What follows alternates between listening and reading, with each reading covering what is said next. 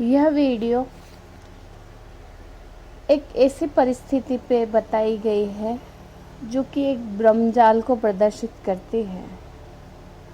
घर में आई नई खुशियों का हम सजाते और संवारते हैं एवं ईश्वर के आगे हाथ जोड़कर प्रार्थना भी करते हैं कि हे प्रभु, हमारी खुशियों को किसी की नज़र न लगे।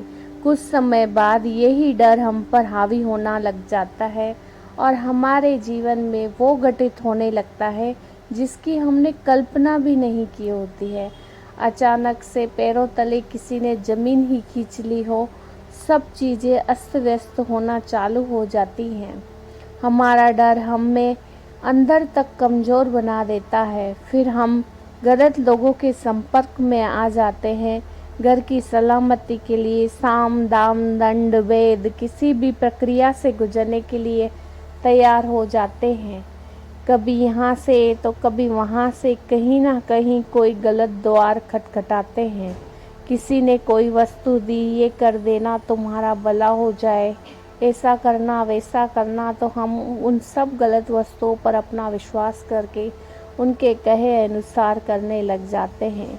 कभी कभी वो चीज़ें काम भी कर जाती हैं। पता है क्यों?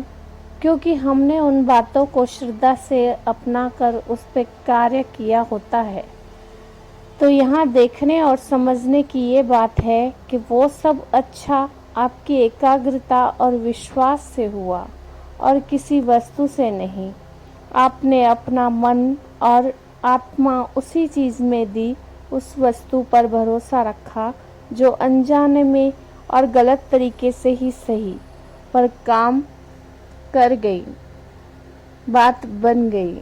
अब आप जरा डीप जाइए और विचार कीजिए कि किसी पर आपने इतना भरोसा उस वस्तु पर किया कि मन एकाग्र कर काम किया, तो कुछ समय के लिए आपका कार्य बनना भी शुरू हो गया, लेकिन कितने समय के लिए? अब आप इन सब से परे उस दिव्य शक्ति से डायरेक्ट ही जुड़ सकते हैं जो आप अनजाने में इनवाइट भी कर रहे थे और सफल भी हो रहे थे। अपने हृदय को भावुक बनाकर अपनी उसी पावर से मन को जोड़िए जो रियल में आप में ही मौजूद है, जो आपके द्वारा ही आपके काम सिद्ध करवा रही है। ऐसा करने से हम किसी भी गलत दिशा में नहीं दौड़ते, बस गॉड से प्रे करते जाइए। किसी भी ब्रह्मजाल में नहीं पड़िए, क्योंकि प्रार्थना की शक्ति अद्भुत है। दिखाई नहीं देती है ये, पर सारे ब्रह्मांड में प्रार्थना की तरंगें काम करती हैं जो हमें नई खुशियाँ और ऊर्जा से भर देती हैं। Thank you, thank you, thank you universe.